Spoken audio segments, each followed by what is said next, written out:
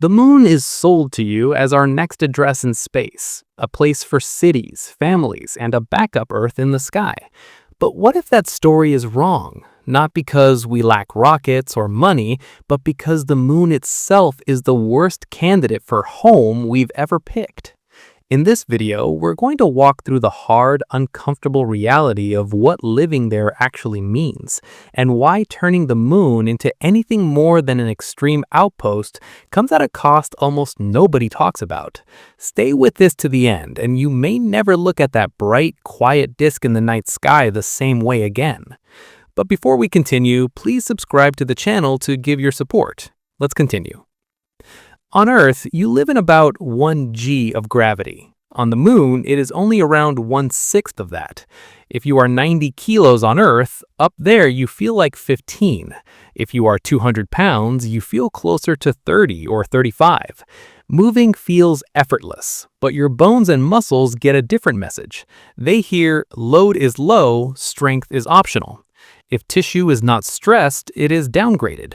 We already see this in astronauts in almost 0 g. They can lose around 1 to 2% of their bone density every month, even when they exercise hard.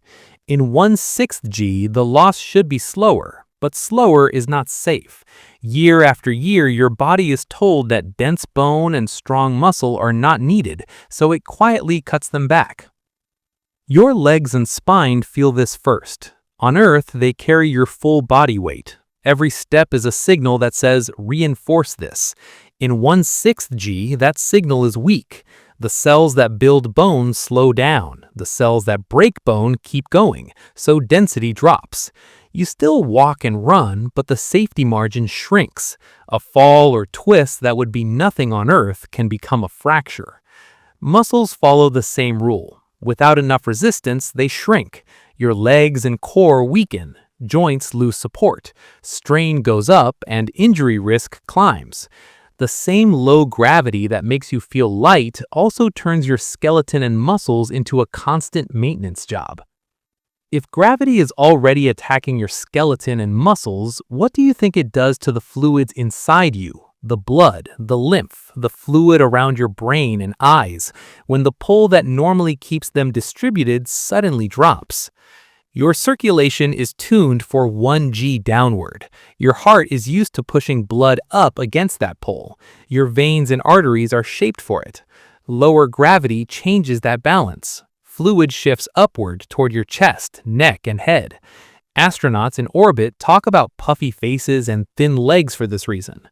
On the moon, you are not weightless, but you are still far from Earth normal, so some version of the same shift will happen.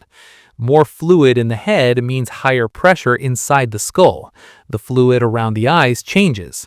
On the space station, this has already led to a condition where the eyeball changes shape and vision gets worse. Now make that long term. You're not visiting for 6 months, you're living in 1/6 g for years.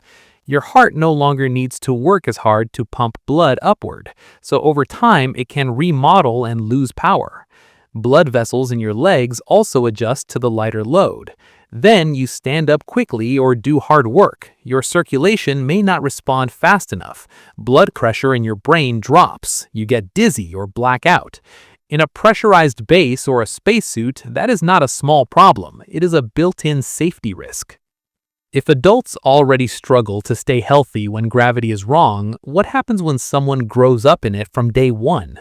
What happens if your child is not born on Earth at all, but in a lunar base and never feels 1 g except during training on a screen?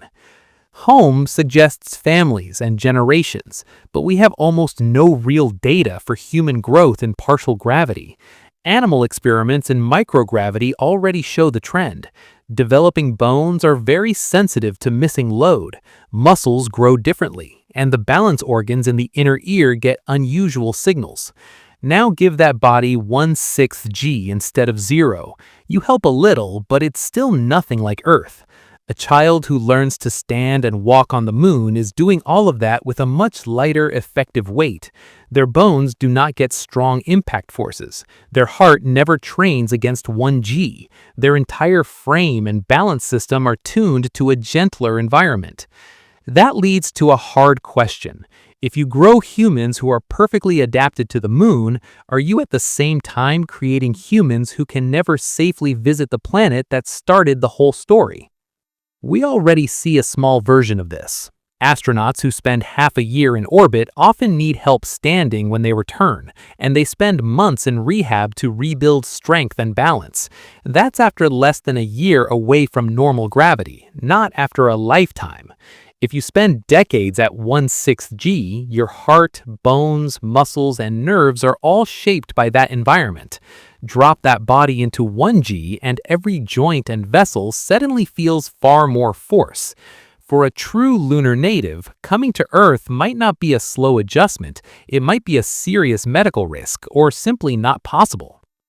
So you might say, fine, we won't let low gravity win. We'll build artificial gravity on the moon, spin structures to create the same pull as Earth and keep people healthy. But what does that actually look like when you try to build it for real? Artificial gravity usually means rotation, a ring or cylinder.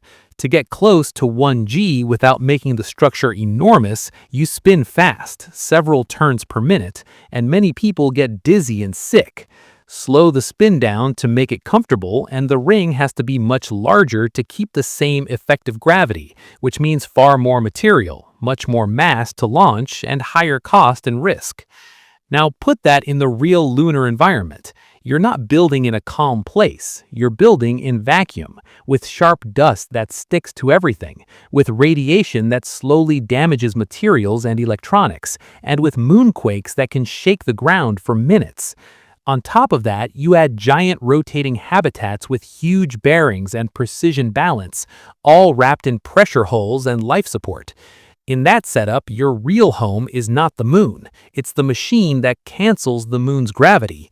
You live inside engineered Earth bubbles bolted to a hostile rock.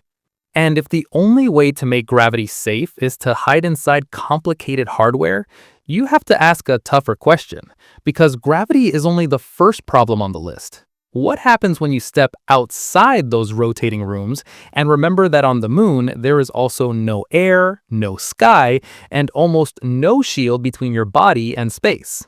You cycle the airlock, step out onto the surface, and right away something is wrong. Nothing moves, nothing stirs, there is no air at all. So how do you call a place home when one broken seal is the only thing between normal life and vacuum? On Earth, you are wrapped in a thick atmosphere that presses on you with about 1 bar of pressure, roughly the same as standing under 10 meters, around 33 feet, of water. You never feel it because your body grew up under it. The moon does not have that.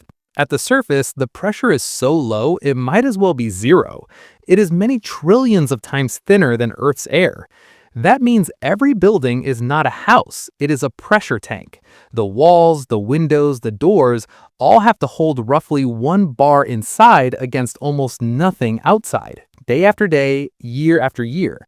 A tiny hole that would be just a draft in a normal room is now a leak that can drop pressure, pull out your air, and freeze exposed surfaces. You're living in a place where the difference between safe and dead is a few millimeters of metal, glass, and sealant. So then the obvious worry appears. If every wall is a pressure barrier, what happens when something cracks slightly? Not a huge explosion, just a slow hiss you do not notice in time. In vacuum, there is no gentle balance. Gas wants to spread out until it is gone, and it doesn't take a big opening. A small puncture from a sharp piece of debris, a worn seal on an airlock door, a defect in a panel, any of those can start decompression. The air inside rushes out until the pressure drops low enough that humans cannot stay conscious. Systems can sense and react, doors can slam, pumps can try to compensate, but that only works if you catch it fast and everything behaves perfectly.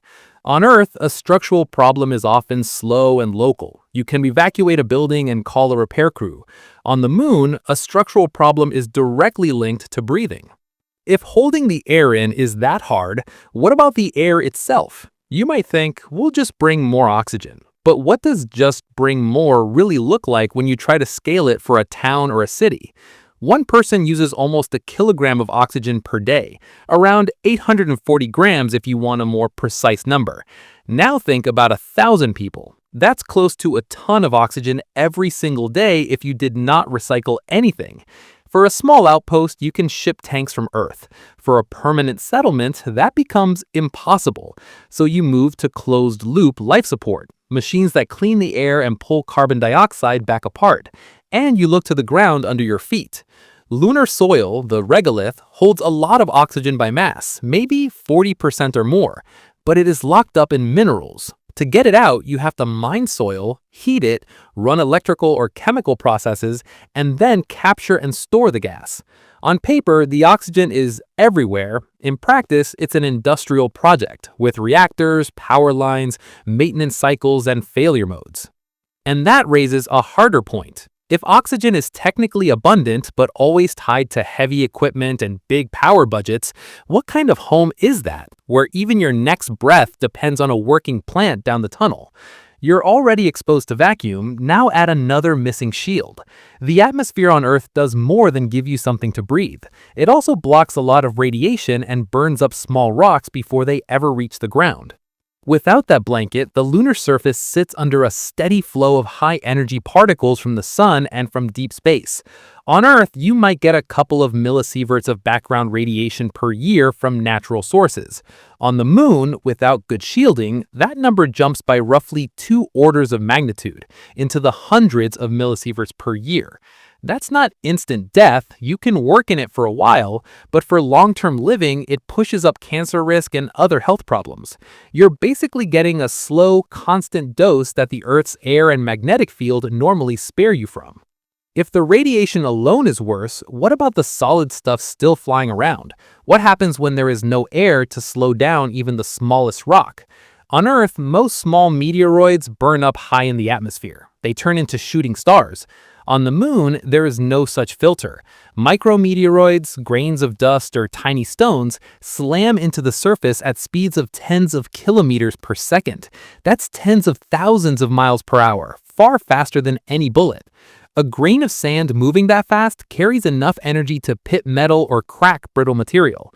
Your habitat roof, your solar panels, your antennas all have to handle a constant background of microscopic impacts and be ready for rarer, larger ones. You're not just designing for snow loads or heavy rain like on Earth. You're designing for space-shot pellets that never stop arriving. Even if the impacts are mostly small, they never end. So what does that do to your sense of safety when you already can't go outside without a suit? Then there's the part people underestimate because it sounds soft, the missing sky itself. On Earth, if you never think about it, the blue dome, the clouds, the sunrise, the sunset all tell your brain where and when you are. Weather and light shift hour to hour and season to season. On the moon, the outside view is black space, stars, and a harsh lit surface, or total darkness. And that's it.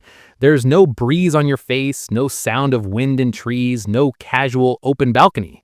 All your contact with outside is filtered through a helmet visor or a few thick windows in a pressurized room.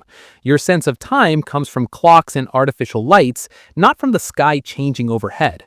For a short stay, that's interesting. For years, it can be stressful. People need cues and variety. A world where outside is always lethal and visually almost unchanged keeps reminding you that you're a visitor, not a resident. And here's the problem that links back to the bigger question. If the moon gives you no air, no sky, and almost no shield, and you have to build all of that yourself just to get to 0 on the danger scale, what happens when you look at the next layer out and realize that beyond the missing air and missing weather, there is also a constant invisible storm of radiation that no window and no thin wall can really stop? You already dealt with low gravity and no air. But there is a deeper problem on the moon that you do not feel directly. How do you call a place safe when invisible particles hit you all day, every day, and the damage only shows up years later? The moon has almost no atmosphere and no global magnetic field, so there is nothing big between you and space radiation. No blanket of air like the 10 kilometers, about 6 miles above your head on Earth. No strong magnetic shield like the one that wraps our planet. On Earth, most high-energy particles get blocked or bent away before they reach the ground. On the moon, the surface is bare. If you stand outside in a suit or sit in a thin-walled habitat, you are in a constant radiation shower. The numbers are not small. On Earth, average natural background radiation is a couple of millisieverts per year. On the moon, unshielded, you're looking at hundreds of millisieverts per year, roughly 100 times higher. Space agencies already set strict lifetime limits for astronauts because above certain totals, cancer risk and other long-term effects climb hard. A few months is manageable, a couple of years gets uncomfortable, and a decade or more starts to look like a medical experiment. This is not something you solve by saying you'll toughen up. Radiation just keeps adding up, so if just sitting on the surface for years already pushes you toward those limits, what is actually in that radiation? A big piece is galactic cosmic rays, particles launched from violent events all over the galaxy, moving at speeds close to the speed of light. Some are protons, some are heavy atomic nuclei like iron. When one of these hits your body, it does not bounce, it plows through, leaving a trail of ionization and broken chemical bonds. In simple terms, it slices through cells and DNA in a way your repair systems sometimes cannot fully fix. Electronics and materials get hit too, leading to glitches and slow damage in the hardware that keeps you alive. Then shielding does almost nothing to the highest energy particles. A few centimeters, an inch or two of aluminum or plastic helps with some lower energy radiation, but the really energetic cosmic rays still pass through. With the worst ones, adding a small amount of material can even create secondary particles and make the pattern more complex. To really cut the dose, you're talking about meters of material, several yards of rock or water wrapped around your living and working space. And if the background from distant stars is already this hard to block, what happens when the nearest star, the sun, has a bad day and throws a storm straight at your base? Solar particle events are bursts of high-energy protons and other particles, fired out during big solar flares or coronal mass ejections. When one of these is aimed at Earth, the magnetic field and atmosphere soak up most of the hit. You see auroras near the poles, but people on the surface stay safe. On the moon, you do not have that shield. A strong solar storm can raise radiation levels on the surface to dangerous, potentially lethal values in hours. That changes how you live. You can't just build a thin-walled base and call it done.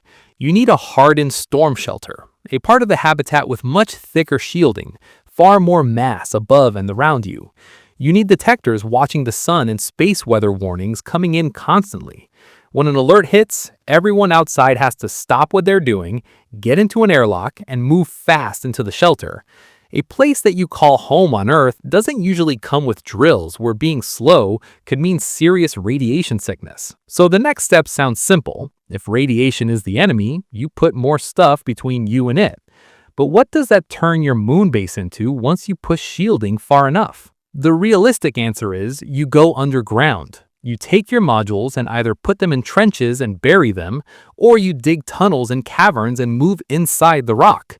A few meters, say 3 to 5 meters, about 10 to 15 feet of packed lunar regolith above your head can bring radiation levels down toward what you get on Earth. Now, your house is a tube or a box under a mound of dirt. Windows to the surface are tiny and thick, or they don't exist at all. You see the outside through cameras and screens. The structure has to handle pressure from the inside, shifting temperatures in the rock, small moonquakes, and constant micrometeoroid hits on the surface above. Building this is not like putting up houses in a new town. It's like extending a network of underground bunkers and industrial tunnels, then asking families to treat that as a normal street. Even if you accept living inside buried hardware, there's one more question you can't escape. How sure are we that decades in this environment, even with shielding, are actually safe for full human lifetimes? We don't have real population data for people spending 40 or 50 years with a constant extra dose, in the range of tens to maybe 100 millisieverts per year above Earth background. What we have are studies of nuclear workers, medical exposures, and survivors of nuclear accidents and bombs. From that, we estimate risks and draw curves, but they are still approximations. On the moon, you're not just talking about healthy adults on a short mission. Home means children, pregnancies, older people, and people with different medical histories, all sharing the same closed environment. Radiation doesn't only raise the chance of cancer, it can affect fertility in pregnancy and how tissues age.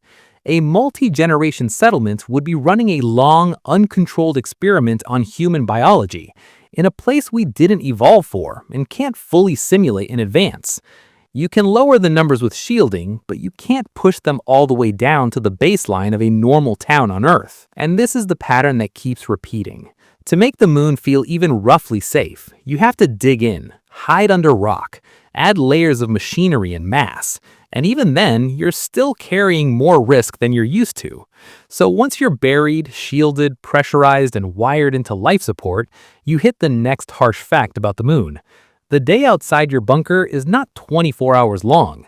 It's almost 30 Earth days, with 2 weeks of brutal sunlight followed by another 2 weeks of freezing darkness. How do you build anything like a normal life on a world where one day is almost 30 Earth days long, where the sun stays up for about 2 weeks straight, then disappears for another 2 weeks, and everything you depend on has to survive that insane rhythm over and over? On the moon, the day-night cycle is about 29.5 Earth days. That means roughly 14 Earth days of continuous sunlight, followed by 14 Earth days of darkness. There is no quick evening cool down, no short night to reset. It is long, relentless heating, then long, relentless freezing. At the equator, the surface bakes up to around 120 degrees Celsius, roughly 250 degrees Fahrenheit, then drops down to about minus 130 Celsius, roughly minus 208 Fahrenheit. And in some polar craters, it can go below minus 200 Celsius, colder than minus 400 Fahrenheit.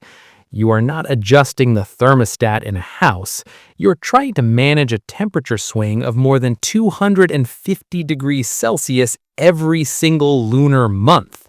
Any structure on or near the surface has to be insulated, actively heated, and actively cooled like a piece of industrial equipment, not like a normal home. So if the ground itself is going from oven to deep freeze every cycle, what does that do to the systems you need to keep alive, especially the one people love to lean on first, solar power? Solar panels sound like the obvious answer at first. The moon has no clouds, no atmosphere to block light. The sunlight at lunar noon is almost the same as in space near Earth, around 1,360 watts per square meter. That is great input. During the 2-week-long day, your solar farm can generate plenty of electricity for lights, life support, heating, industry, communications, everything. Then the sun sets and it does not come back tomorrow morning. It comes back in about 336 hours. For that whole time, your solar output is basically zero. On Earth, grids struggle to store even a few hours of power at scale. On the moon, you need storage that can cover megawatts of load for hundreds of hours straight. Take a simple example. Say your base needs 1 megawatt continuously. Not a huge city, just a serious outpost. To cover 14 days of night, you need on the order of 1 megawatt times 24 hours times 14 days. That is over 300,000 kilowatt hours of stored energy. That is the equivalent of thousands of large electric car battery packs, all launched from Earth or built from scratch out there. And that is just for one base at one power level. You can add fuel cells, you can stockpile chemical fuels during the day and burn them at night, you can run small nuclear reactors. But now your home is tied to a power system that looks more like a remote industrial facility than a neighborhood. So if the long night forces you into massive energy storage or nuclear options, what about the moment the sun actually sets or rises? Is that at least a gentle shift you can ignore, or does it hit your hardware like a hammer every time? The line between lunar day and lunar night is called the terminator, and crossing it is not like an Earth sunset where temperatures drift over hours. On the moon, there is no air to spread heat around, so the surface cools and heats very directly. As the sun angle changes, one side of a structure can be in blazing light while another is in darkness, creating huge temperature gradients across just a few meters. Materials expand on the hot side, contract on the cold side. That builds stress in joints, seals, and beams. Radiators that dump waste heat to space change performance as their view of the cold sky or the hot ground shifts. Equipment that sat warm all day can start to chill quickly once the sun dips and the regolith around it starts radiating away its heat. Engineers can design for this. They can pick materials with similar expansion, add flexible joints, overbuild supports, and carefully model every thermal cycle. But you're not doing this for a short mission. You're asking those systems to ride that thermal roller coaster for decades, maybe centuries, if you really want a city. Every cycle is a chance for fatigue, micro cracks, and drift. So even if you bury a lot of the habitat to smooth out the extremes, anything on the surface, solar arrays, antennas, access hatches, landing pads, has to survive that constant beating. And while the hardware is fighting heat and cold, your body is dealing with a different mismatch. Your internal clock still runs on about 24 hours, but the world outside does not match that at all. So how do you keep your brain stable when the moon's day is about 708 Earth hours long? Humans are wired for daily cycles, not month-long ones. You expect a pattern of light and dark roughly every 24 hours. The color of the sky, the position of the sun, the way shadows move, all feed that internal system. On the moon, those cues are gone or completely distorted. The sun crawls across the sky over 2 weeks. The sky itself is black, not blue, even at noon. And if you're living underground for radiation shielding, you probably don't see the outside sky directly most of the time anyway. That means your habitat has to fake an Earth day for your brain, with artificial lighting that cycles through brightness and color temperature from morning to midday to evening in a way that matches a 24-hour schedule, not the actual position of the sun outside. Clocks, shift plans, and light patterns become medical tools, not just convenience. If you get it wrong, you stack up sleep problems, mood disorders, and cognitive issues. People get tired at the wrong times, can't rest properly, and make more mistakes. On Earth, if your schedule drifts, the real day and night help drag you back in sync. On the moon, you're running your own tiny artificial world inside a much slower external cycle. And if your artificial world slips, there's nothing outside to correct it. So you might say, fine, we'll just avoid the worst of the long night by going to the poles, to places that get near constant light. Problem solved, right? Or does that just swap one kind of difficulty for another? Near the lunar poles, you do get peaks of almost eternal light, ridges and crater rims that the sun hits for a large fraction of the lunar year. That's great for solar power. You can cut down the length of your dark periods and reduce storage needs. But even there, the conditions are not gentle. The sun is always low on the horizon, so light comes in at a shallow angle. The ground can still be very cold. Shadowed areas nearby, especially inside deep craters, stay in permanent darkness and drop to cryogenic temperatures, colder than many laboratory freezers on Earth. Within just a few kilometers, you can go from a ridge with almost constant, harsh, low-angle light to a crater floor at minus 200 degrees Celsius. Building infrastructure in that region means running roads, tunnels, or cables across brutal contrasts. You might place solar farms on high ridges while your mining equipment digs ice from dark, frozen craters, and your main habitat sits somewhere in between, buried for radiation shielding. Every connection crosses sharp terrain, big temperature jumps, and extreme lighting conditions. Maintenance on those links is not a simple drive in a truck. It's a pressurized rover trip in a suit in a place where a breakdown is dangerous by itself. So when you put all of this together, the long lunar day is not just a scheduling quirk. It's a deep physical mismatch between how your technology likes to operate, how your body likes to live, and how this world actually runs. And once you're done wrestling with that, you still have to face the next layer of hostility, the fine, sharp dust that covers everything, ruins machines from the inside, and might damage your lungs just by being in the air you breathe. You think dust is just something you sweep up and forget, so how do you handle a world where the dust slices hardware, wrecks seals, and might slowly damage your lungs every time it sneaks into the air you breathe? Lunar regolith, the soil and dust on the moon, is not like the stuff on your floor or in a desert on Earth. There is no wind, no liquid water, no weather, so grains never get rounded off. They are broken by impacts, shattered by micrometeoroids, and then they just sit there, sharp and jagged for millions and billions of years. Under a microscope, those grains look more like tiny shards than smooth sand. When Apollo astronauts walked on the moon and brought dust back into the lander, they reported that it scratched visors, chewed up fabric, and got into every gap and joint it could reach, even after just a few short walks. Now, scale that up to a base that runs for years. Every time you move equipment, roll a rover, or drill into the ground, you kick dust into motion. Those sharp grains hit surfaces, scrape coatings, and slowly grind away at anything that flexes or seals. Soft materials like rubber or fabric wear down fast, but even hard metals and glass get pitted over time.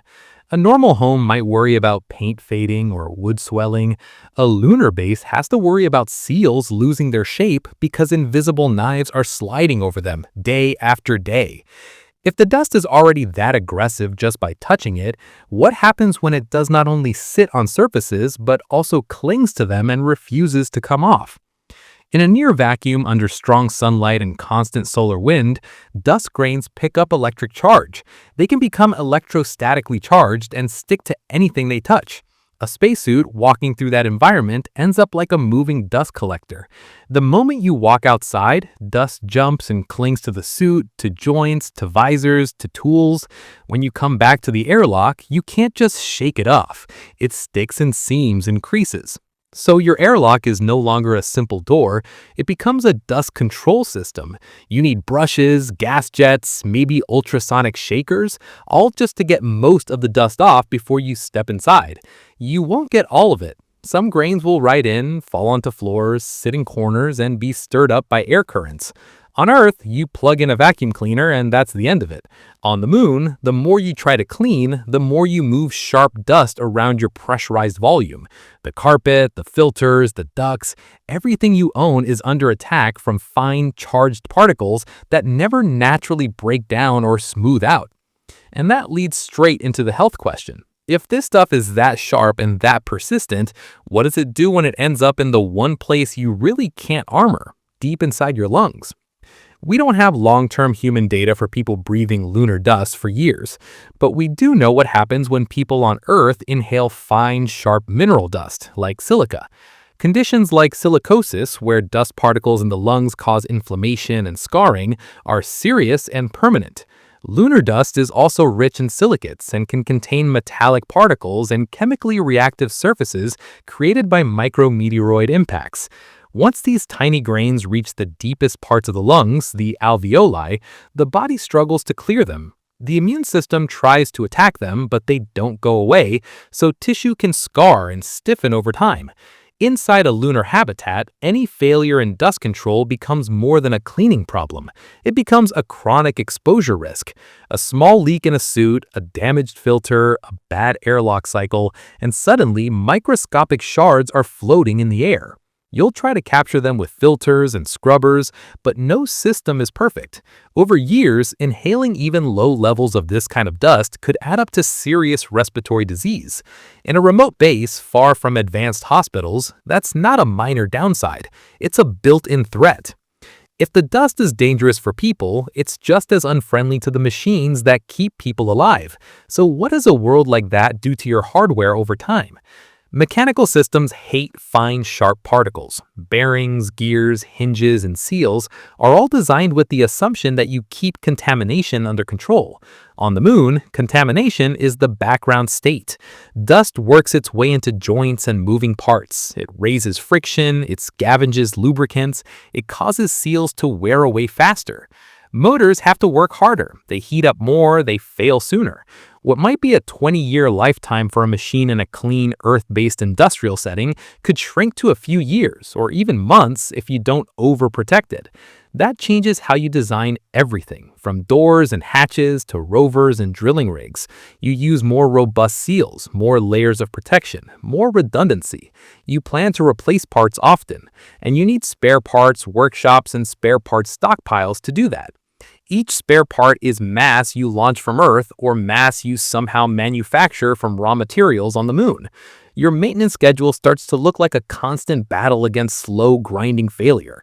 The dust is not a one-time hazard, it's a permanent tax on every moving surface, every motor, every pump.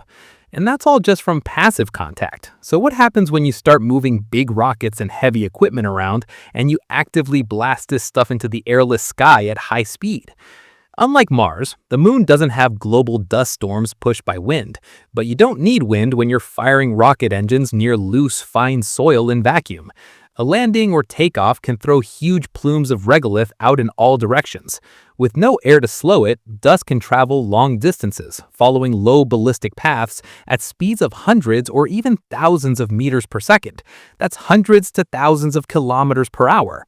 Those grains slam into anything in line of sight: solar panels, radiators, antennas, even nearby habitat walls. That means every descent or ascent near your base is like a blasting event. Surfaces get eroded, coatings are stripped, and more dust is launched to settle somewhere else. Over time, repeated operations can darken solar panels, weaken exposed structures, and bury equipment you left on the ground. To avoid this, you need prepared landing pads, blast walls, maybe even separate landing zones far from where people actually live. But separation means longer travel distances, more infrastructure, more vehicles, and more chances for dust to hitch a ride back anyway. So by the time you're done fighting gravity, radiation, and a brutal day-night cycle, the surface itself is attacking your machines and threatening your lungs, and you start looking for any natural resource that might give you a break, which is why people get excited about water ice in dark lunar craters. But the next shock is this: even the water that sounds like salvation turns out to be frozen in dirty soil that behaves more like a hostile mine than a fresh lake. People talk about water ice at the poles like it flips the moon from dead rock to easy colony. So what does it actually mean when the only real water you have is frozen into dirty soil in a few of the coldest and darkest places in the solar system? Orbiters and radar data tell us there are large total amounts of water locked up in permanently shadowed regions near the poles, maybe hundreds of millions to billions of tons in total. That sounds huge, but it's spread out over many craters and patches, and it's not a clean, thick sheet of ice. In most places, it's mixed into the regolith, the soil on the moon, sometimes at just a few percent by mass. So when you mine water, you're not drilling a well into a liquid reservoir, you're digging up loads of icy dirt. For every kilogram of water you want, you might need to move tens of kilograms of regolith, maybe more, then crush it, heat it, and process it. It's closer to running a mining and chemical operation than opening a tap in a kitchen. If the ice is there but locked inside frozen dirt, the next problem hits immediately. How do you operate heavy, complex machinery in places that are colder than liquid nitrogen, in permanent night and vacuum? The permanently shadowed craters where much of this ice sits are extreme even by lunar standards. Sunlight never reaches the floor, so the temperature can stay below minus 200 degrees Celsius, colder than negative 328 Fahrenheit. At those temperatures, common lubricants are solid, many metals become more brittle, plastics can crack, and batteries lose performance. There's no air, no natural light, just vacuum and darkness. Every machine you send down there needs its own heating, its own lighting, and careful thermal design so it doesn't freeze on one side and overheat on the other. Electronics have to be insulated and warmed. Cables from sunlit regions down into these pits have to survive big temperature differences. If you use robots, they need reliable autonomy, sensors that work in the dark, and communication links that do not cut out when terrain gets in the way. Human workers could go down in suits, but then you add all the risks of operating people in one of the most extreme environments you can find. You are basically trying to run a mine inside a cryogenic freezer on a world with no air, using equipment that has to be flown from Earth or built from imported parts. Even if you solve the hardware and get regolith into your processing system, you still face the next question. How much energy are you really spending to turn frozen dirt into usable liquid water? To extract water, you have to dig up regolith, move it into a reactor, heat it until the ice turns to vapor, separate that vapor from other gases, and then cool and store it as water. Every step needs energy. Heating cold regolith from minus 200 degrees Celsius up to above zero, plus extra to drive off water, takes a lot of heat. If you are processing tons per day, that becomes a serious power demand. Then you still have to run pumps, compressors, and purification systems. Rough estimates suggest that each kilogram of water could cost tens to hundreds of kilowatt hours of energy, depending on how efficient your system is and how low the ice concentration is in the soil you process. 1 ton of water might mean running an industrial plant around the clock. On Earth, water falls as rain and flows downhill into rivers and aquifers. Gravity and weather do the hard work. On the moon, there is no free delivery. Every liter you drink, every kilogram you split into oxygen and hydrogen has a long energy and equipment chain behind it. Once you put that much effort into getting water, you run into a serious conflict. How do you decide what to do with each kilogram when that same water is your air, your fuel, your food support, and your coolant at the same time? Water on the moon is not just for drinking and washing. You need it for growing food, for humidity control in the habitat, and for cooling many types of equipment. You can run it through electrolyzers and split it into oxygen and hydrogen. The oxygen is your breathing gas and a key component of rocket propellant. The hydrogen, combined back with oxygen, gives you one of the most powerful chemical fuels we know, which is why people talk about the moon as a refueling station for deep space missions. But there is a direct trade-off. If you turn a large fraction of your hard-won water into rocket fuel and fire it out the back of engines, that water is gone from your local loop. It is not available to buffer your life support, handle emergencies, or expand your agriculture. A base that wants to sell propellant to spacecraft is competing with its own need to store reserves and grow. In practice, you could end up in a situation where the more you succeed as a fuel depot, the more fragile your local living conditions become, because you're always running near the edge of what your mining and processing system can supply. Even if you balance all those uses carefully, there's one more uncomfortable fact. The ice you're digging up is a one-way gift from billions of years of impacts and slow trapping.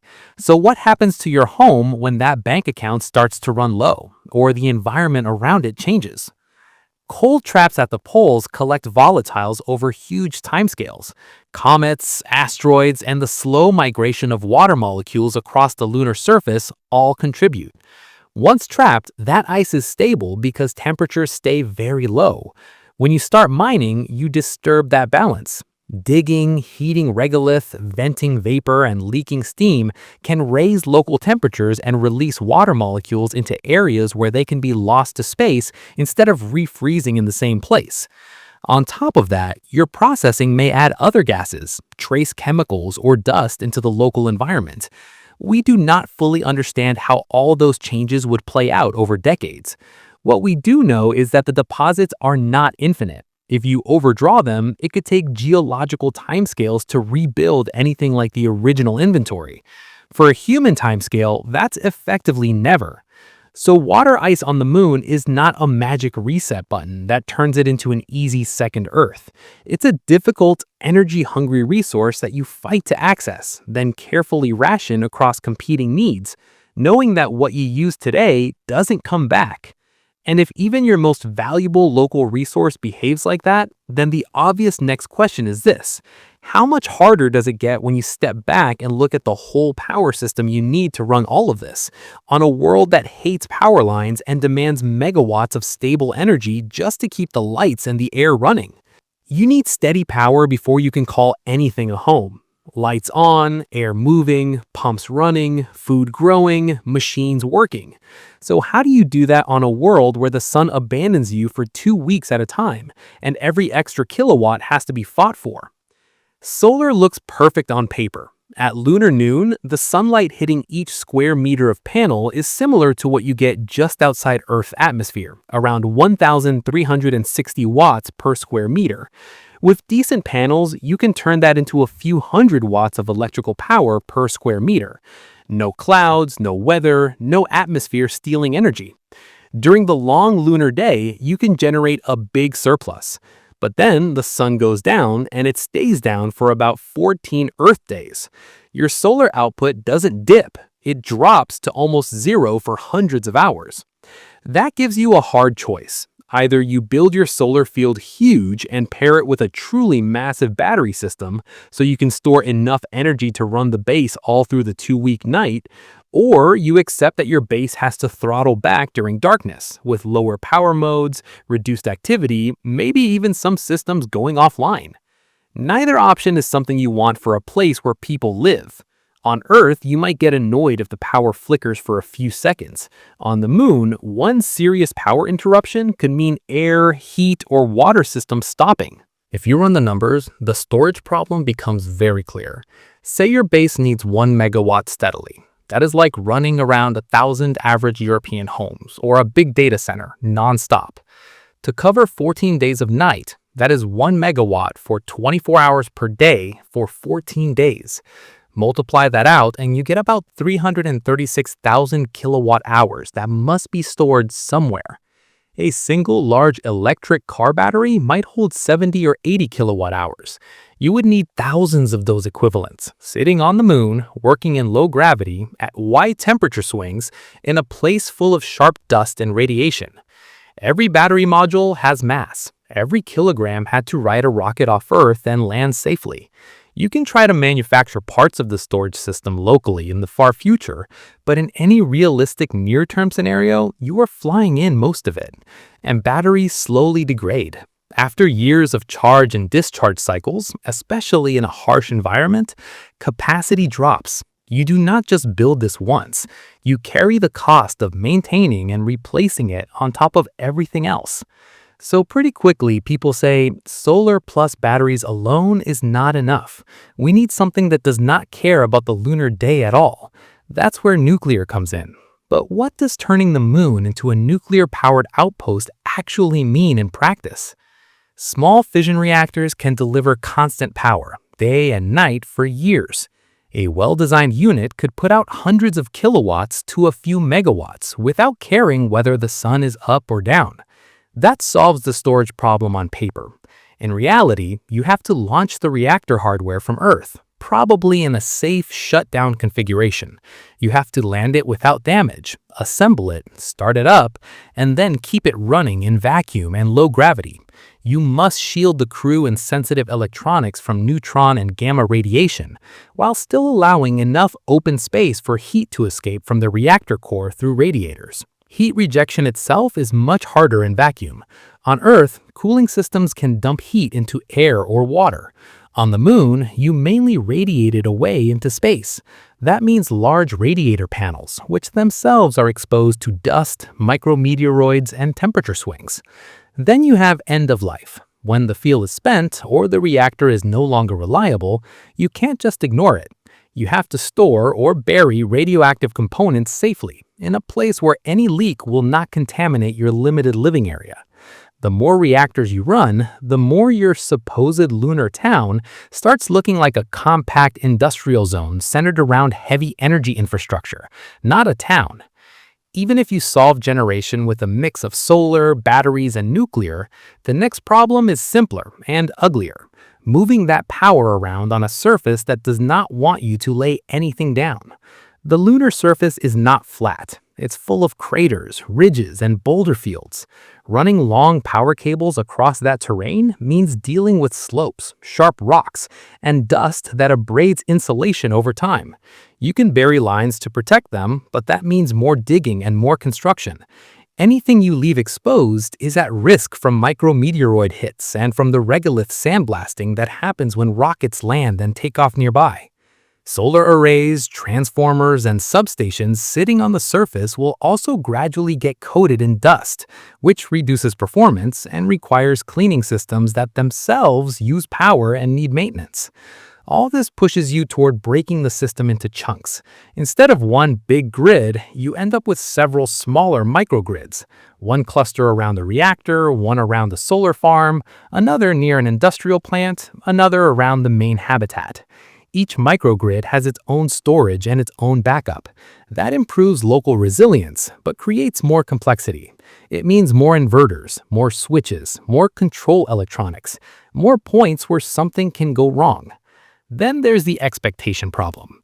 On Earth, you plug something into a wall socket and you assume it will work. Blackouts are rare and short in most developed regions. On the Moon, to get anywhere close to that level of reliability, you cannot rely on one main power source and a tiny backup generator. You need real redundancy. In practice, that means layering systems. You have solar for when the sun is up, nuclear or some other continuous source for baseline power, batteries to smooth the load and cover short disruptions, maybe fuel cells that can kick in during emergencies, plus smaller local backups inside critical systems like life support and hospitals.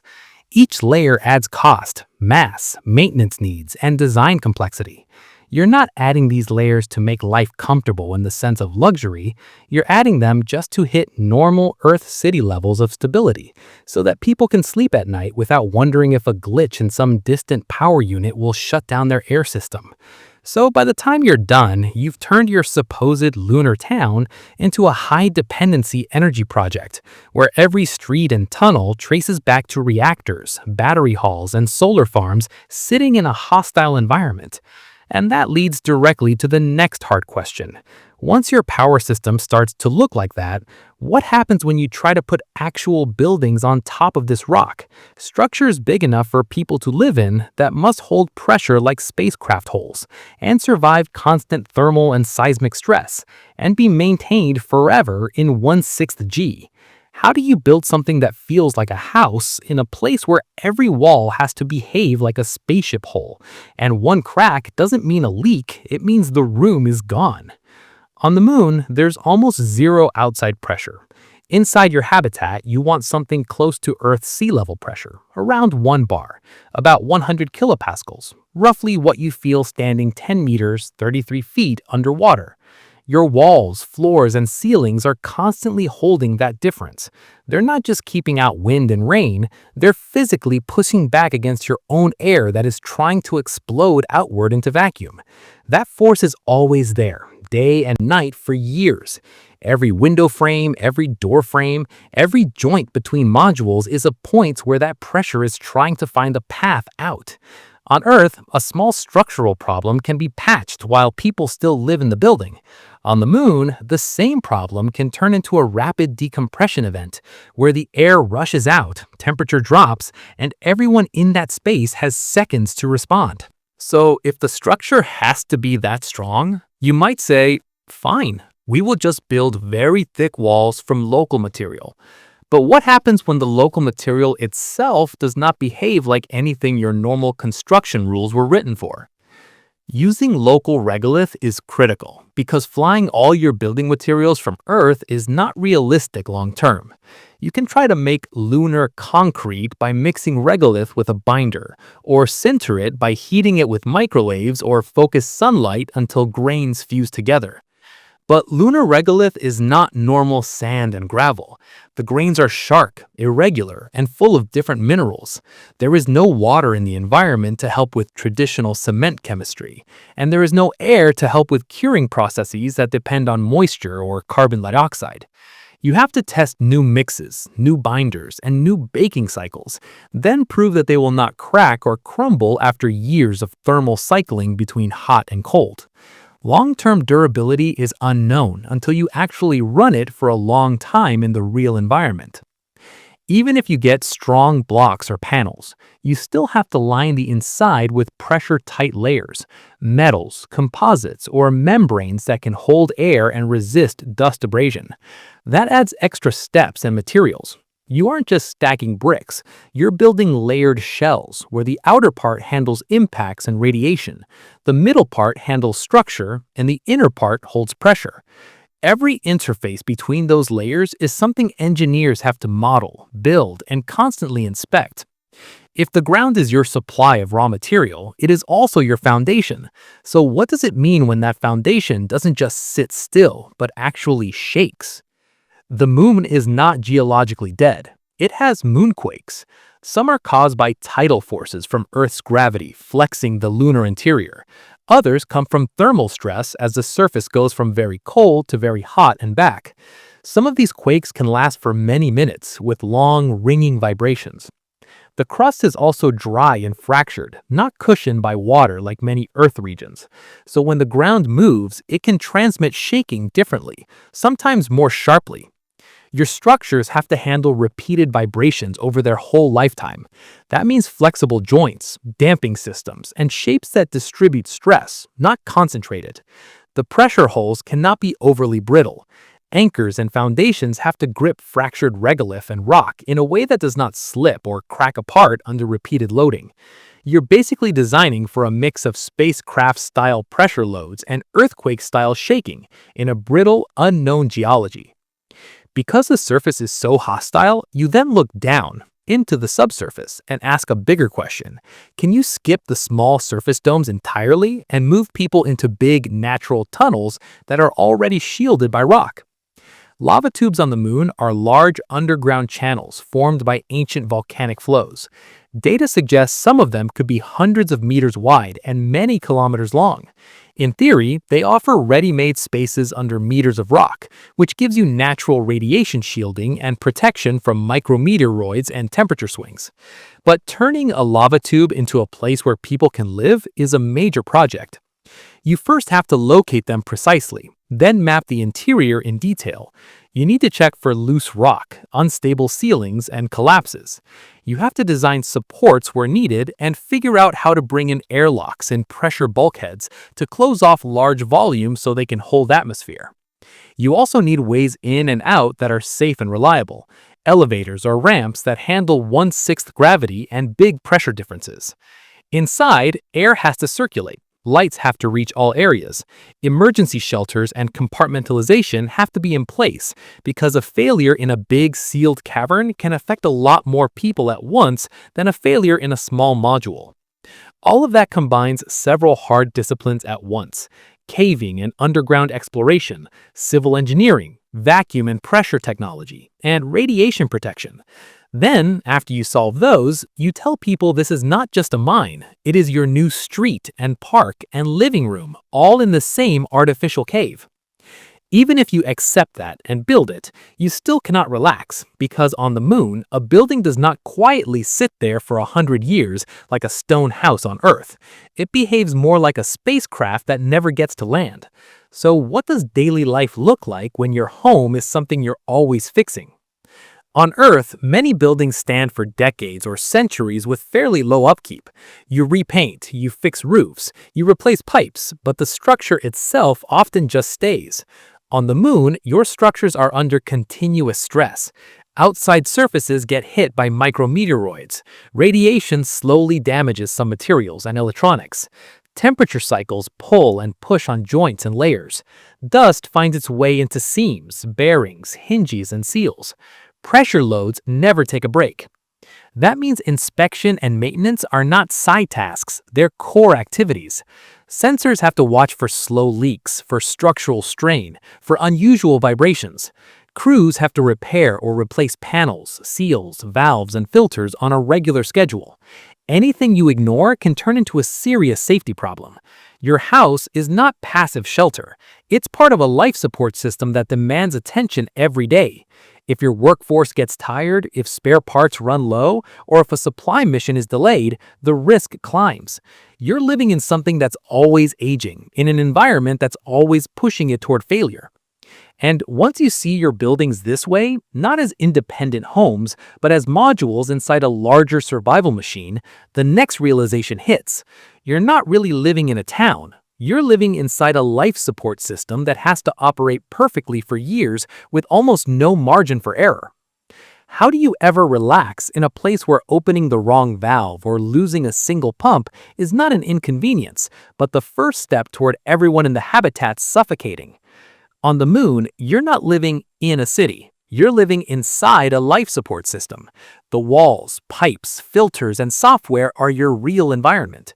Earth gives you air, water, and soil for free. The moon gives you none of that, so you have to build a closed loop and then live inside it for years, maybe decades, without it ever really failing. Start with the basics: air, water, and waste.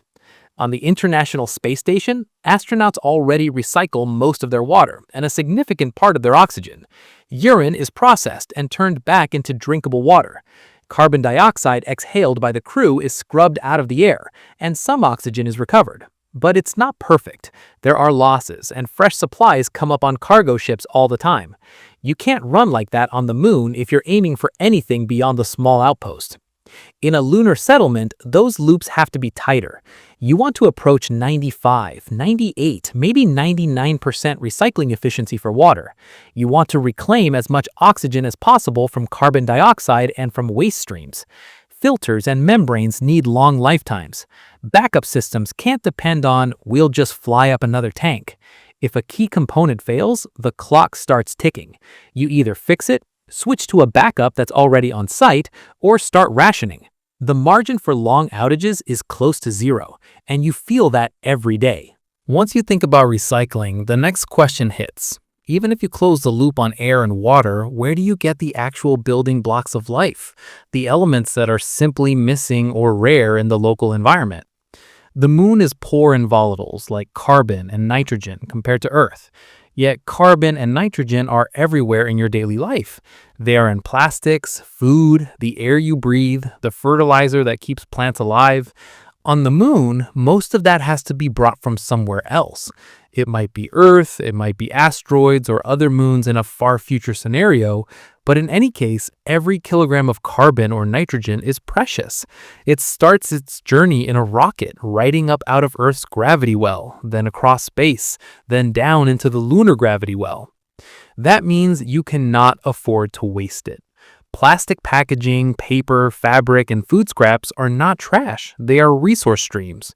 You need systems to shred, gasify, and chemically recycle those materials back into useful forms.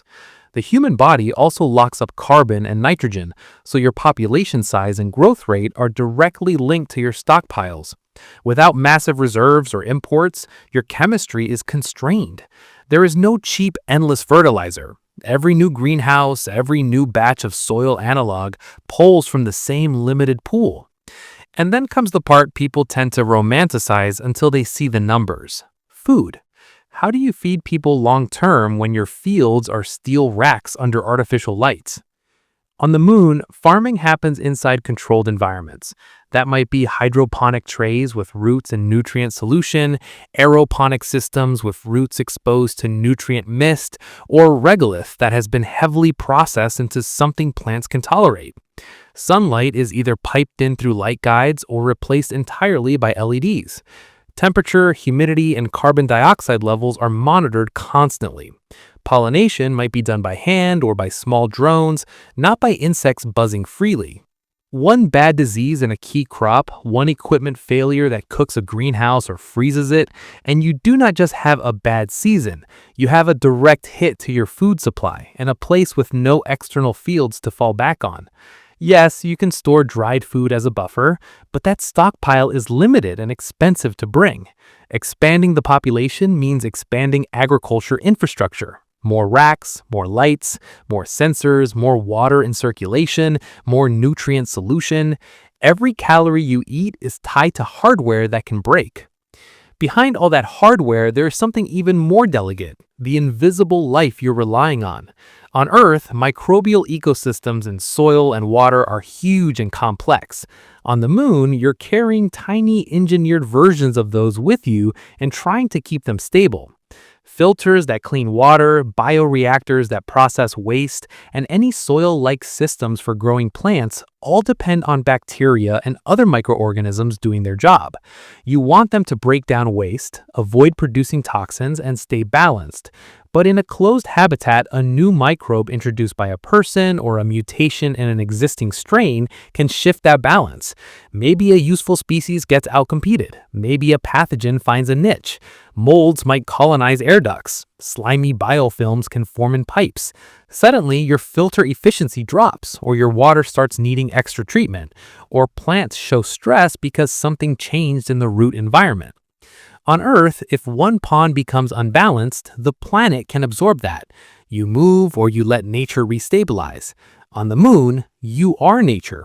You need lab tools to monitor microbial communities like you monitor software.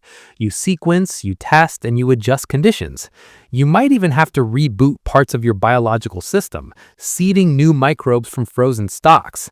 That's not how we normally think about home, but it's what a lunar base demands. All of this leads to one relentless conclusion. You never get to take your eye off the systems that keep you alive. Life support is not a static background. It's an active machine that needs constant attention. Pumps move water and air. Fans circulate atmosphere so carbon dioxide doesn't build up in corners. Filters trap dust and microbes and need cleaning or replacement. Tanks store gases at high pressure. Reactors, chemical or biological, transform waste into useful inputs. Software tries to keep everything in balance, but sensors can drift, valves can stick, and human error can creep in. On Earth, you go to sleep and the planet keeps doing the chemistry for you. On the Moon, if the power flickers and a main blower stops, carbon dioxide can rise, humidity can spike, or temperature can drift out of safe ranges. So you build alarms, backups, and emergency procedures. People are always on call. There is always someone watching the numbers. And you live with the knowledge that outside your walls, nothing will help you if you make a long, slow mistake. The world that keeps you alive is the one you maintain inside metal and rock. And once you really feel that, once you understand that you can never just step outside to relax or let the environment carry you for a while, the next problem appears. What does that constant pressure do to your mind, your mood, and your relationships when outside is always lethal and inside is a small, crowded tube you can never really leave? How do you ever feel like you belong in a place where stepping outside without a shell of technology around your body is the same thing as stepping into a vacuum chamber?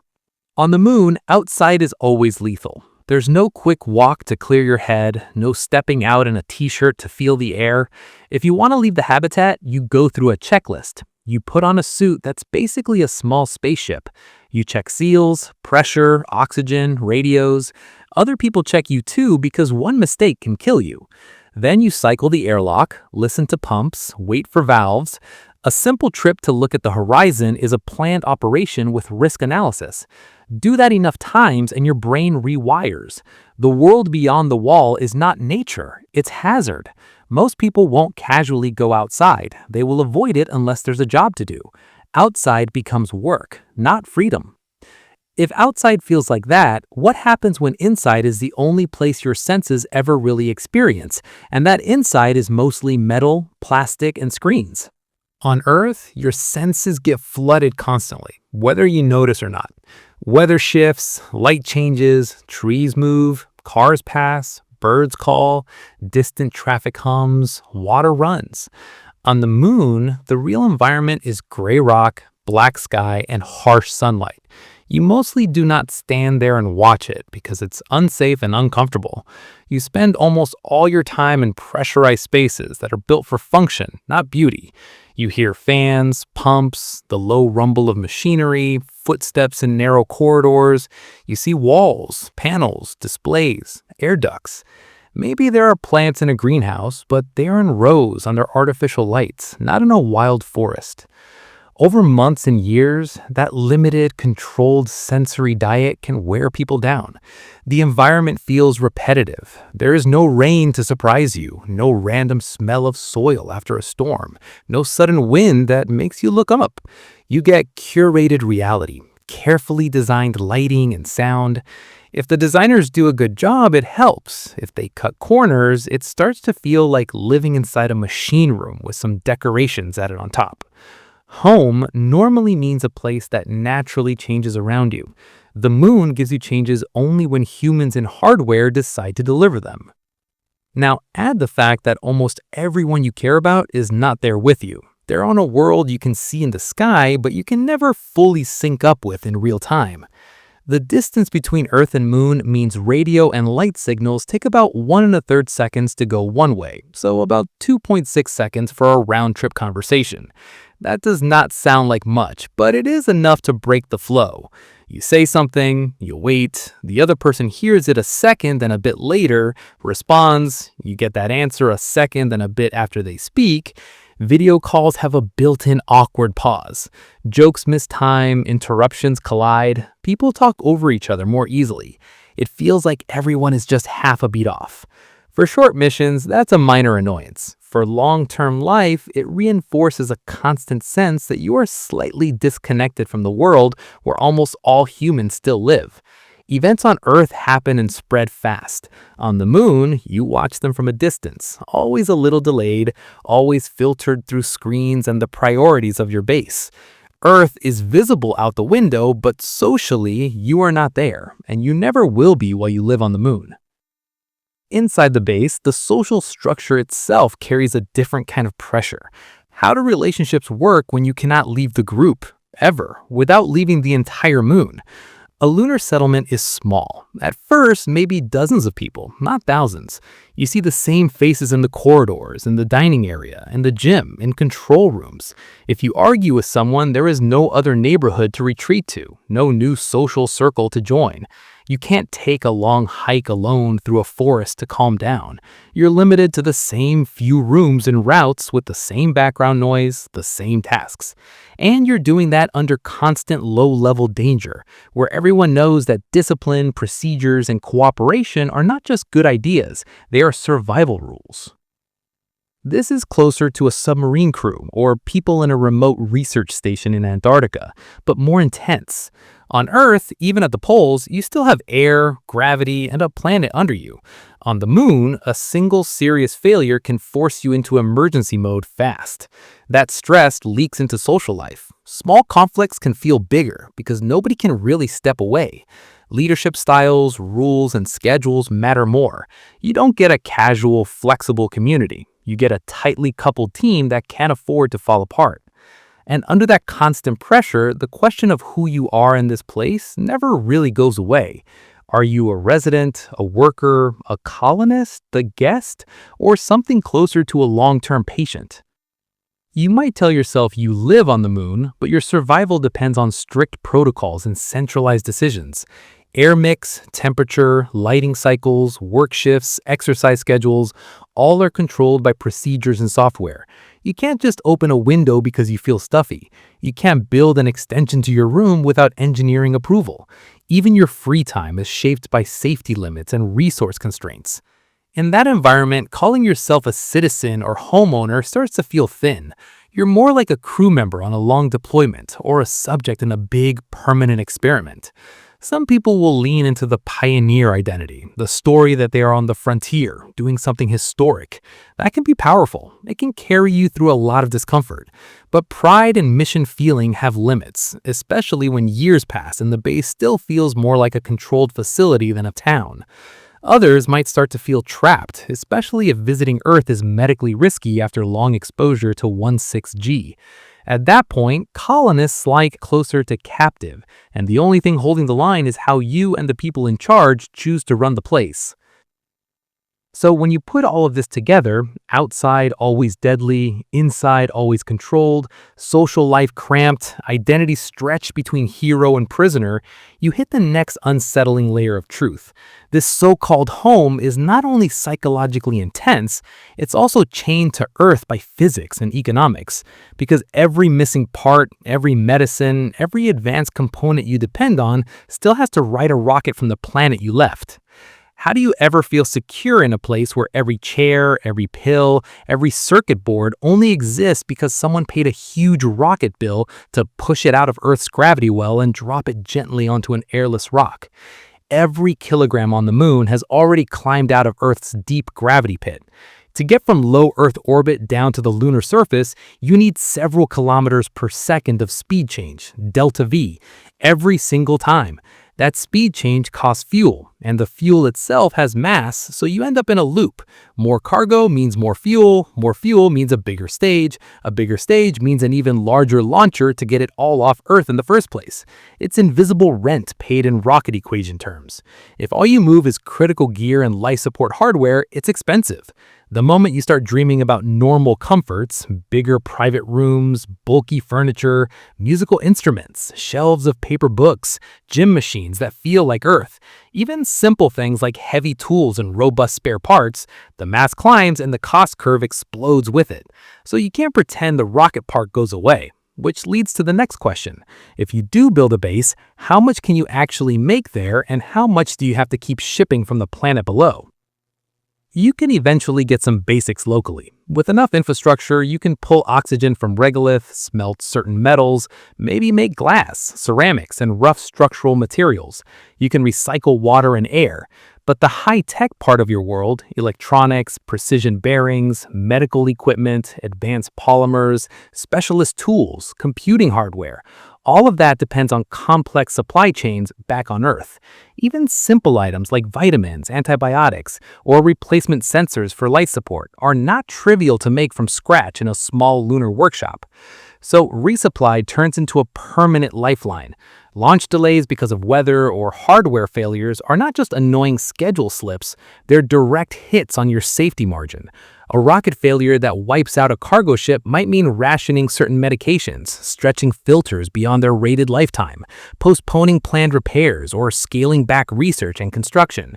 When you live on the moon, a budget cut or a launch pause in some agency or company thousands of kilometers down on Earth can show up inside your habitat as empty shelves in a storage room.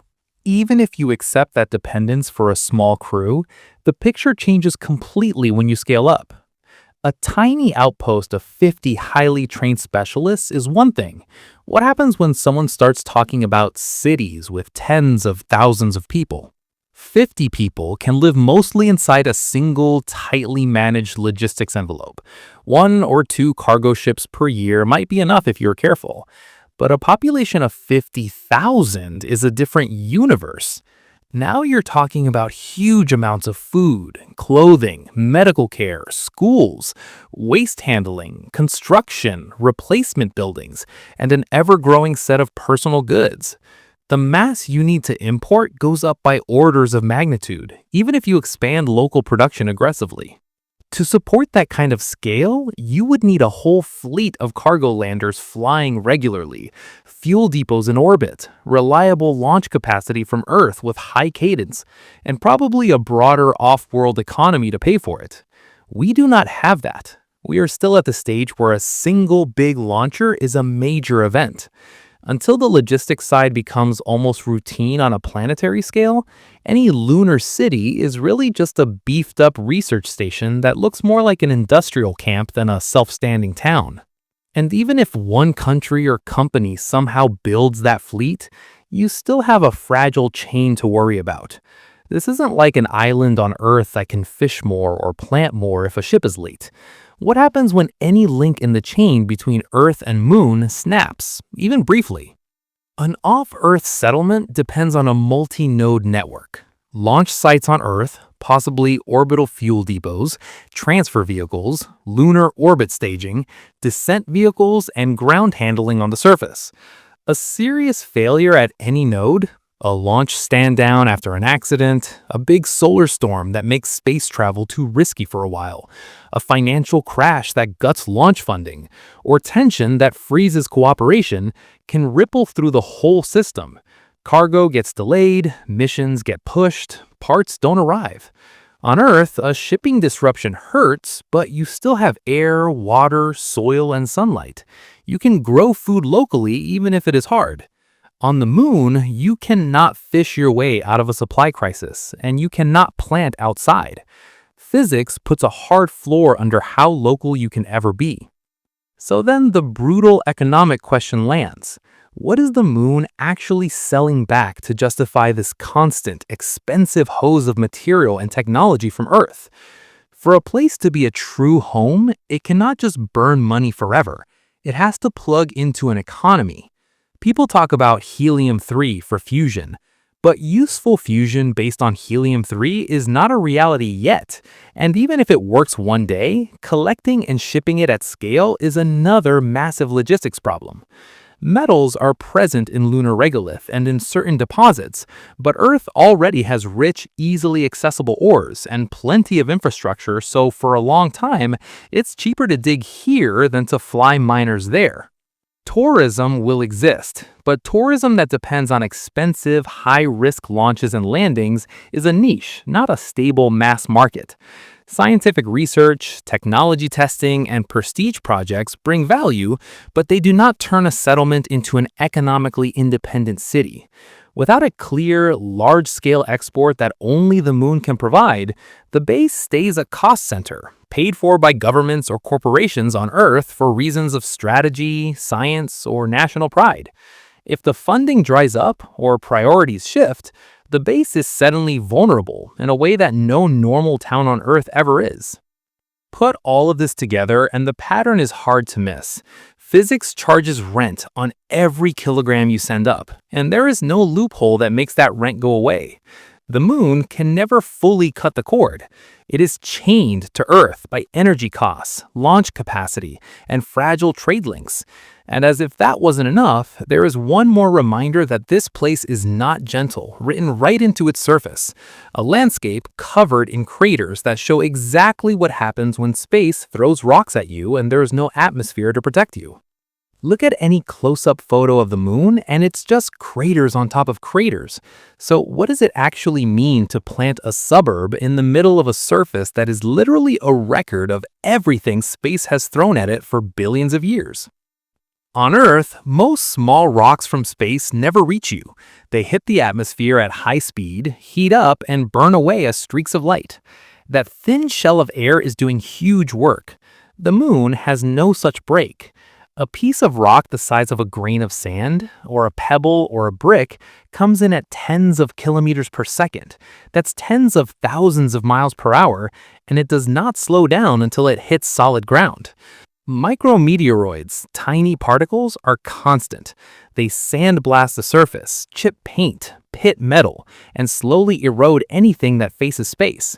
Larger objects are rarer, but they don't have to be big to matter. Your base is sitting in the open in a shooting gallery where the bullets never stop and there is no roof over the arena. So then you might ask, fine, but how bad is a small rock really in pure energy terms?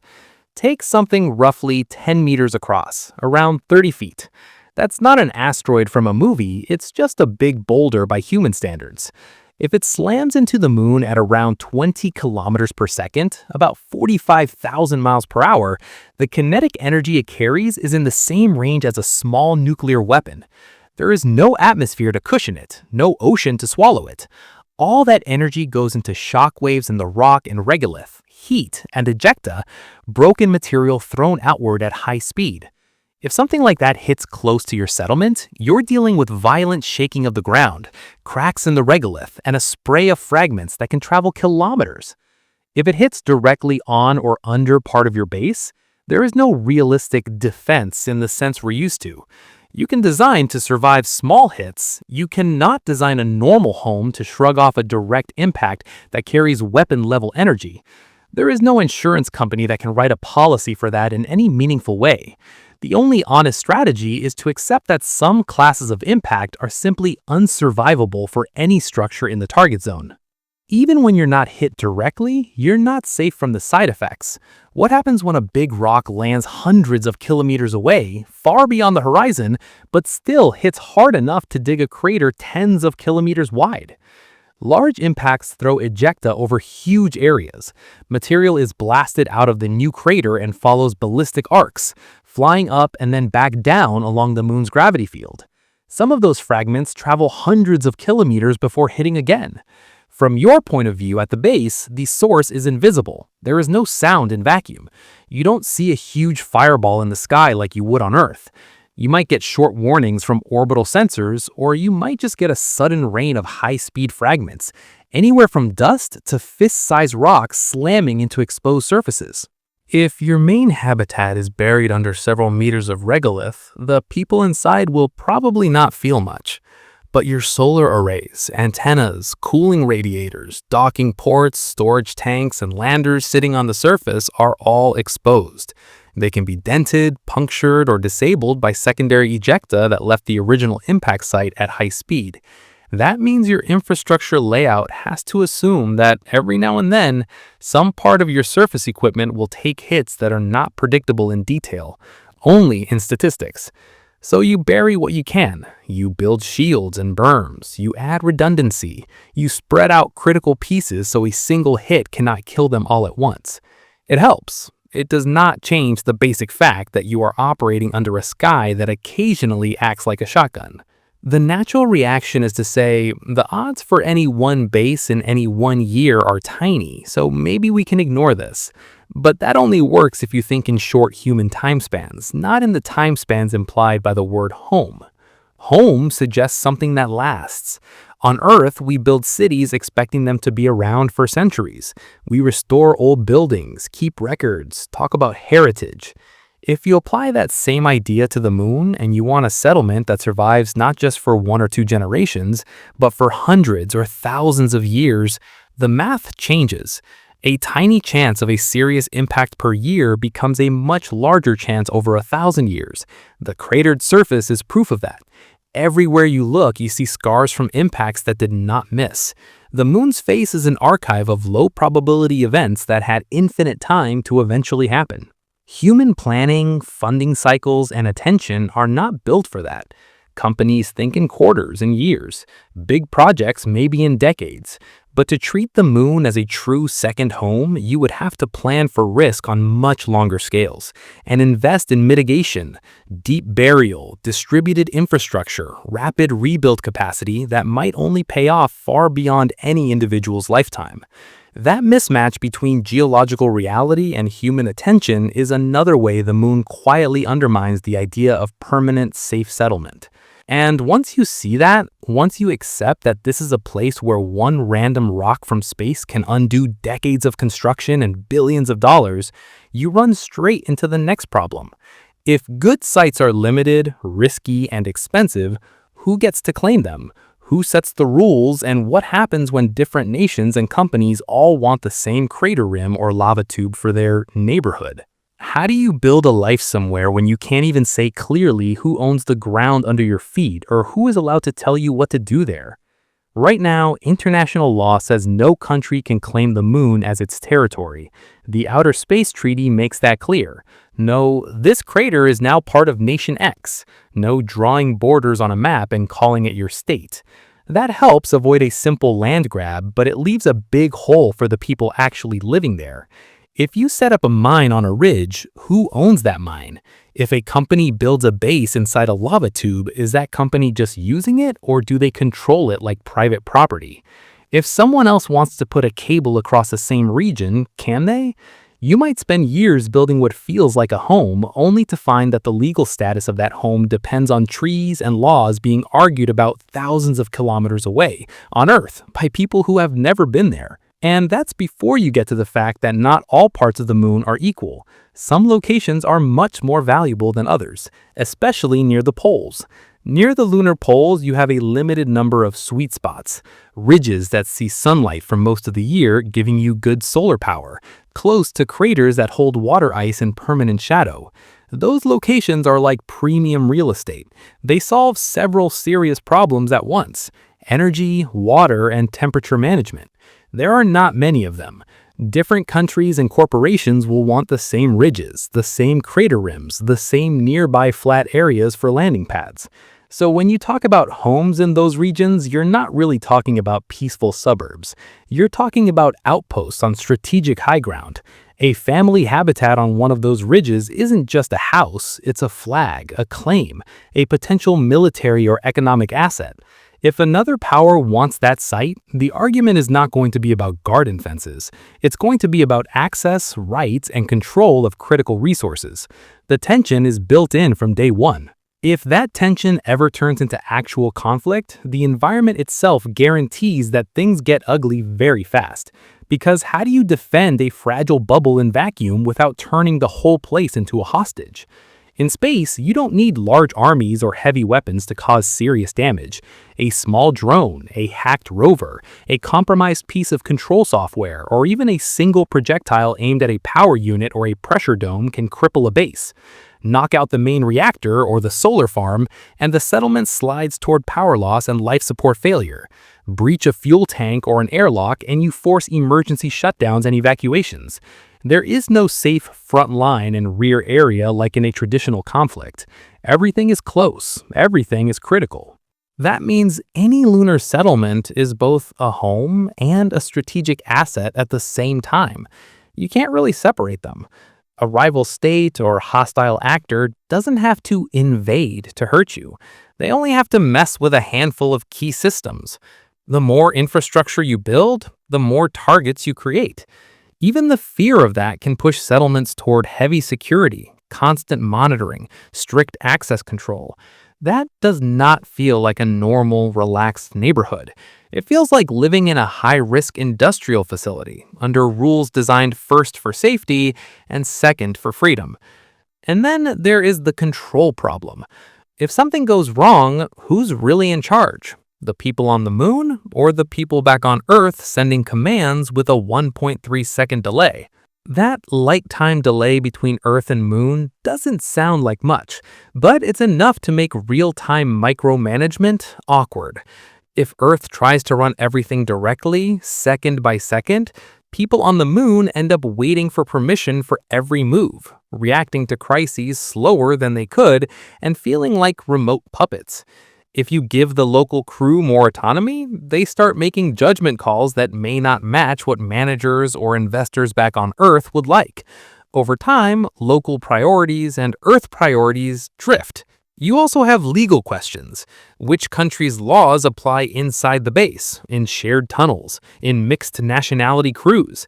If someone commits a crime, who prosecutes? If a company from one nation conflicts with a company from another over a mining boundary, which court decides?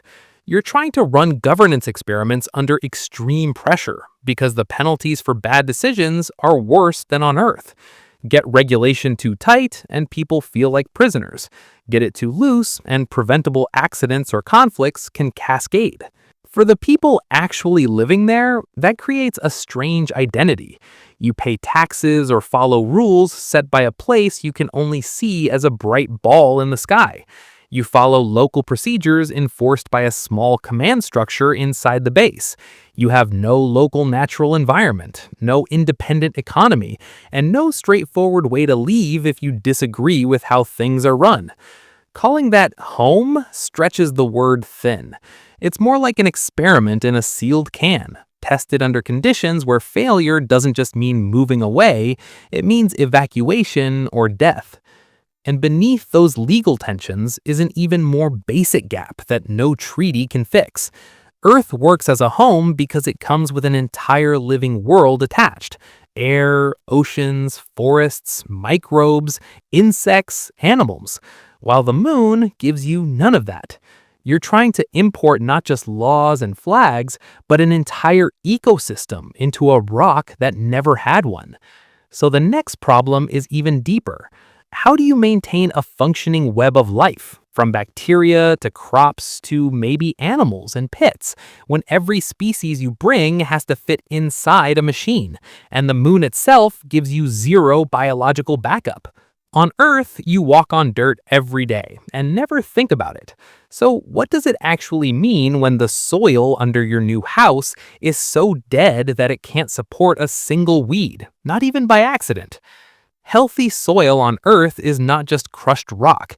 It's a living system. Bacteria, fungi, tiny insects, worms, all constantly breaking down organic matter, cycling nutrients, fixing nitrogen, balancing pH, holding water. You can drop a seed into halfway decent ground, and with some water and sun, it has a real chance. Lunar regolith is the opposite. It's sterile, sharp, mineral powder, no organic content, no living network. If you plant a seed in raw lunar soil, it just sits there and dies. So, if you want to grow anything, you have two options, and both are heavy lifts.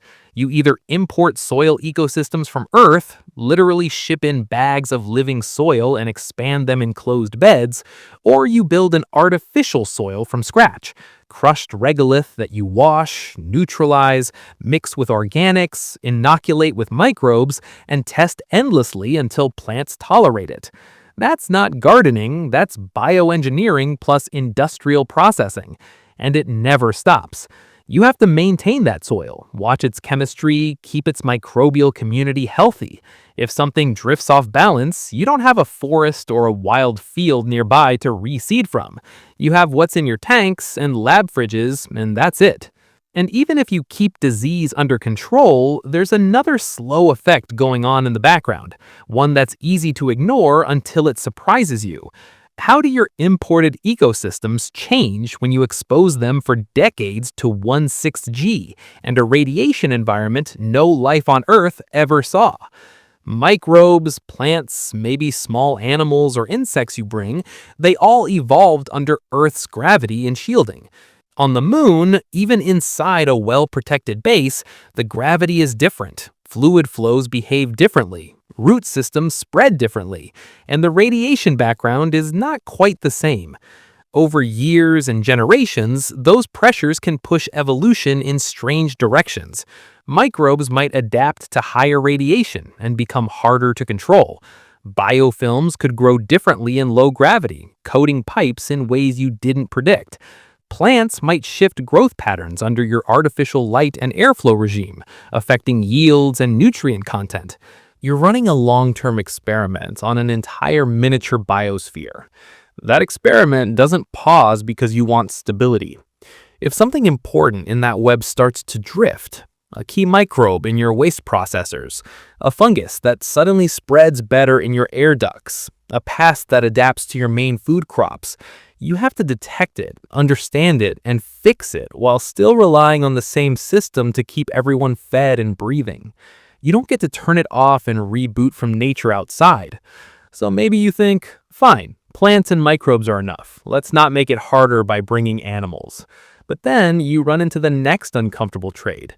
What happens to the idea of home when you realize that normal animals, even pets, are energy sinks in a place where every gram of food and air is accounted for? Keeping animals on the moon isn't just about building a barn in a dome. Every animal needs air, food, water, space to move, and systems to handle its waste. A single cow can eat tens of kilograms of feed per day and drink a lot of water.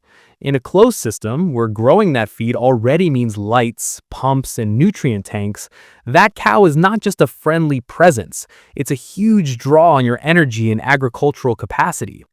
Even smaller livestock like chickens or fish farms introduce extra disease pathways, extra biosecurity concerns, and more complex waste streams that need treatment. Pets sound simpler, but they also have costs. A dog or a cat needs space, food, and care. They shed hair and dander into a closed air system. They can carry parasites and pathogens. Their behavior is tuned for open environments, not narrow corridors and rare, controlled trips to any kind of outside. Ethically, you have to ask whether it's fair to keep them in such a constrained, unnatural setting just so a handful of humans feel more at home. The result is that your lunar home probably ends up biologically thin. Lots of humans, plants grown in racks, microbes in tanks, maybe some insects in carefully monitored farms, but very few larger animals, very little wildness. It's a simplified, engineered slice of life, not a real ecosystem. And once you see that, once you understand that to live there, you're not joining a world but constantly faking one with machines and controlled biology, the final question lands, if you have to rebuild almost every function of a planet just to survive on the moon, is this really a new homeland, or is it just an extreme outpost that teaches you how dependent you still are on Earth? You can put people on the moon, you can keep them breathing, you can run missions for years, but does that ever turn into a true homeland, or does it stay a high-risk assignment no matter how long you stretch it? When you look at everything together, the moon feels less like a future country and more like an Antarctic research station dialed up to maximum difficulty. In Antarctica, people overwinter. They build labs and power plants. They even celebrate holidays. But everyone knows they are on station, not at home. The place exists to serve a mission, science, logistics. The moon is the same, just harsher. You have incredible science, valuable operations, maybe fuel depots or manufacturing, but the environment never relaxes around you. Gravity is wrong. Radiation tries to sneak in. The day-night cycle wrecks simple power plants. Dust eats your hardware. You are always one or two failures away from emergency mode. That's an outpost mindset, not a neighborhood mindset. Now ask what it would actually take to push it closer to neighborhood.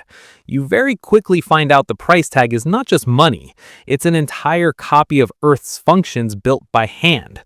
To make the moon feel ordinary, you have to fight every single thing that makes it the moon. Low gravity, you build rotating habitats to simulate 1G so bones and hearts don't fail. High radiation, you dig deep or bury everything under meters of regolith and concrete. Brutal day-night cycle, you install big nuclear systems or gigantic solar plus storage networks to flatten the power curve. No air, no water, no soil. You run closed-loop life support, heavy mining and processing for oxygen and water, and industrial-scale agriculture and metal boxes under artificial light. No biosphere? You import and manage an entire miniature ecosystem. Microbes, plants, maybe insects, all watched by sensors and software. When you add that up, you're not really living on the moon. You're living inside complex machines that are trying to emulate the services a planet usually gives you for free.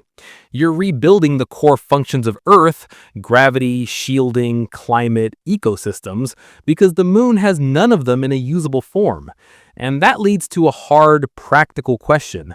If you're already going that far, why lock yourself to this particular rock at all? If your plan involves rotating habitats for artificial gravity, massive power systems, and closed ecosystems, you can put those in free space, in orbit around the Earth or the Sun.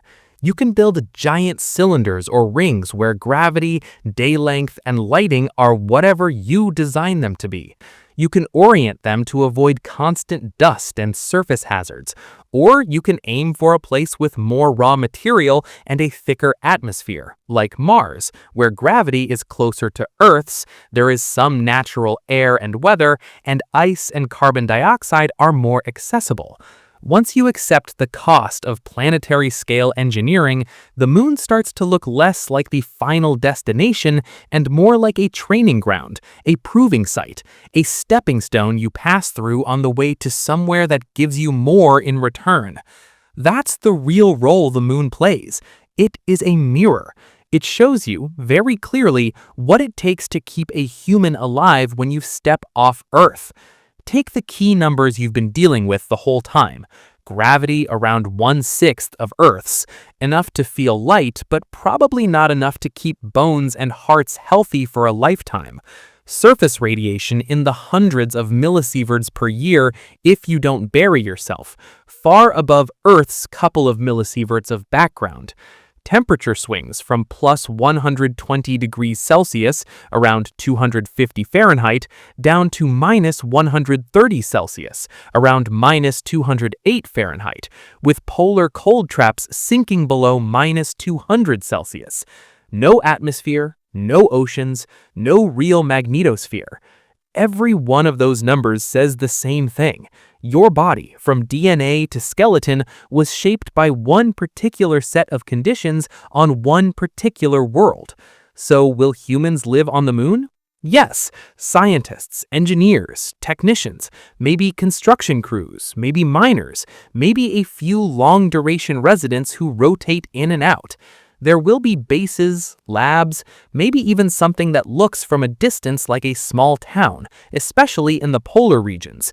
But will it ever be a human home in the way Earth is, with kids playing outside under a sky that doesn't want them dead, breathing air that doesn't come from a pump, walking on ground that has to be surveyed for radiation and pressure risk every few meters? Physics, geology, and biology all point the same way. To get that kind of life on the moon, you don't just adapt. You erase almost everything about the moon that makes it the moon, and you build an imitation Earth on top of it. Fake gravity, fake climate, fake sky, fake soil, fake ecosystem, all powered by a giant industrial machine that never gets to turn off. That's not a second natural home, that's an outpost where you've worked brutally hard to pretend you never left the first one. And once you realize that, the final twist lands. If you have to rebuild a planet from scratch just to make a place livable, maybe your real home isn't out there at all. It's the one world that already does all of this every second for free while you sleep. This video is for educational or entertainment purposes only, and information provided in the video may be incorrect. If you enjoyed the video, consider subscribing to the channel and like the video.